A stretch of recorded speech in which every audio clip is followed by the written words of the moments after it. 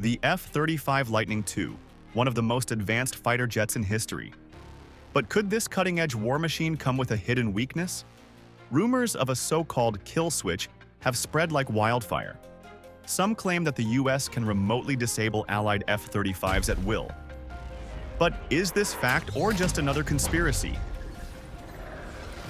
Today, we separate myth from reality and uncover the truth about the F-35 kill switch. Buckle up, this is going to be a wild ride. In the shadow of escalating tensions between Europe and the United States over NATO commitments and the war in Ukraine, a persistent myth about the F-35 Lightning II has exploded online. The notion that the Pentagon has embedded a kill switch in the fifth-generation fighter jet, allowing it to remotely disable or impair the aircraft operated by foreign allies. With over 1,100 F-35s in service across 16 armed forces worldwide, this rumor has gained rapid traction online, stoking fears among nations like Germany and Canada about their military sovereignty and U.S. control in a time of significant geopolitical uncertainty. The kill switch narrative posits that the U.S. can deactivate or limit the combat functions of F-35s sold to allied nations, effectively holding a veto over their military operations. This concern has echoed in X discussions, with users claiming Europeans are now worried if there is a kill switch in all the American weapons sold to Europe. Answer: yes. Some online voices claim the jet's 8 million lines of code hide a backdoor for remote deactivation, and many others urge Canada to cancel its $14.5 billion F-35 order, citing fears of U.S. ability to brick the jets. The myth's resurgence comes as distrust toward the new Washington administration grows, with some European lawmakers and online commentators speculating wildly about U.S. intentions amid Trump's recent freezes on military aid to Ukraine and intelligence sharing pauses. Web reports, including statements from Belgian and Swiss officials, deny the existence of a physical kill switch. However, the fact that the F-35 is a software-defined weapon system, roughly made of plus 8 million lines of code, of highly networked nature, reliant on systems like the Autonomic Logistics Information System, ALIS, its successor Operational Data Integrated Network, ODIN, and software updates, has raised legitimate questions about U.S. influence over Allied operations. But is this the real problem? U.S. control over F-35 operations beyond the myth. Recent revelations about U.S. policy restrictions on F-35 operations add a new layer to the debate.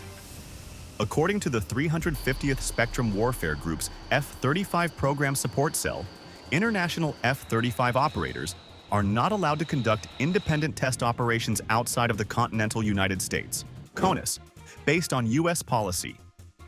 United States government, USG, security rules, and national defense policy, NDP, require that U.S. citizens perform specific functions in order to protect critical U.S. technology.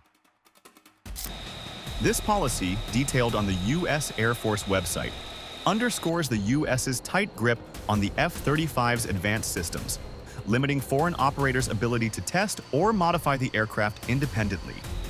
For NATO allies like Italy, Germany, and the UK, this restriction heightens concerns about operational sovereignty, especially as they rely on the F-35 for critical missions, including nuclear deterrence. By the way, as of now, Israel is the only country permitted to operate a fully independent system for its F-35 Anadir. While this policy doesn't constitute a kill switch, it amplifies fears of U.S. control, particularly as European nations question their dependence on American technology amid strained transatlantic relations. Wolfgang Ischinger, former head of the Munich Security Conference, told Bild that if the U.S. were to restrict German F-35s as it has with Ukraine's F-16s, then the issue of contract cancellation may be considered. Alice and Odin. The F-35's logistical backbone, ALIS, was designed to streamline maintenance, supply chain management, mission planning, and debriefing for the global fleet, as described by Lockheed Martin. ALIS integrates a broad range of capabilities including operations, maintenance, prognostics, supply chain, customer support services, training, and technical data, transmitting aircraft health and maintenance action information to technicians worldwide. Using radio frequency downlinks, ALIS pre-positions parts and maintainers to minimize downtime, but it has struggled with data inaccuracies and inefficiencies, earning it a reputation as one of the F-35's most troubled systems. To address these issues, the U.S. Department of Defense is transitioning to ODIN, a cloud-native system aimed at improving sustainment and readiness. According to the F-35 Joint Program Office, ODIN will decrease F-35 administrator and maintainer workload, increase mission capability rates for all F-35 variants, and allow software engineers to rapidly develop and deploy updates in response to emerging warfighter requirements. ODIN promises more efficient communication, edge processing, and less centralization to address export customers' concerns about sharing sensitive data with the U.S. manufacturer. Critically, neither ALIS nor ODIN interface with the F-35's operational controls. As the Government Accountability Office, GAO, has noted, their shortcomings relate to maintenance and data management, not the ability to command or deactivate the aircraft in flight. Therefore, even if the U.S. were to cut access to these systems or withhold spare parts, the F-35 would remain flyable, though maintenance would become far more complex. A deeper vulnerability.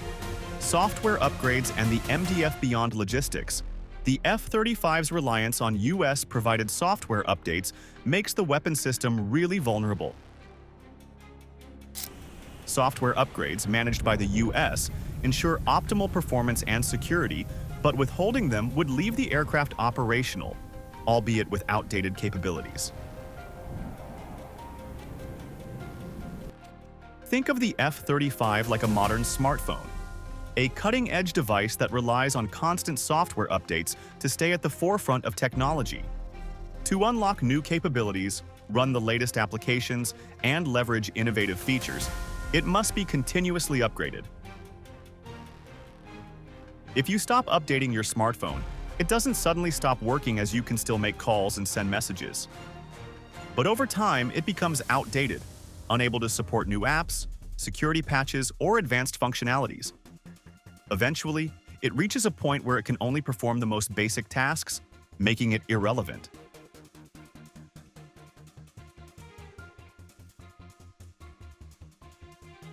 To a certain extent, the F-35 operates the same way. It's not just an aircraft. It's a flying networked combat system of systems, dependent on software-driven upgrades for mission success.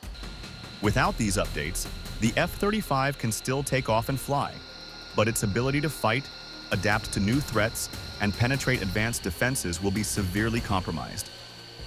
In modern warfare, where technology evolves at an unprecedented pace, staying ahead is not optional, it's essential.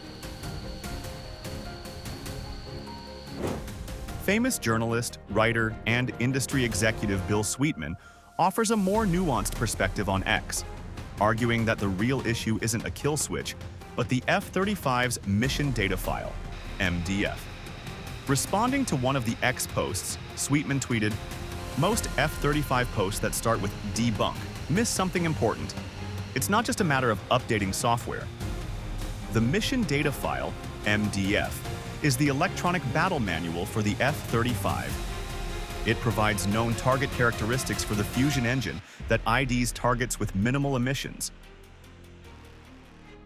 He explains that the MDF enables critical functions like plotting minimum detectability flight paths, the blue line track, managing communications, and hosting electronic orders of battle, capabilities essential for countering modern threats like Russian air defenses. In a December 2022 article about the Italian Air Force producing its first MDF file for the Italian F-35 fleet,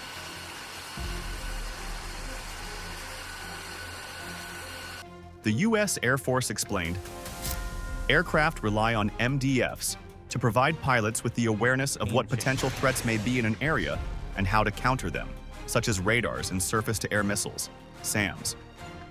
The information comes from what aircraft sensors pick up during flights and is driven by the mission data. Upon landing, the pilots review their tapes and provide feedback on MDF performance to improve future performance.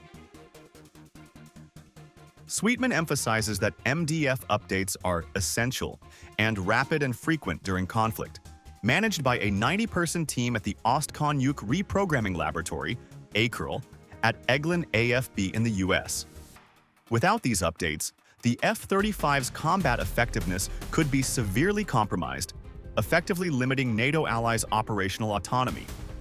This dependency, he suggests, isn't about a physical kill switch, but about US control over the jet's software-driven capabilities, a strategic vulnerability that transcends the logistical concerns of ALIS and ODIN.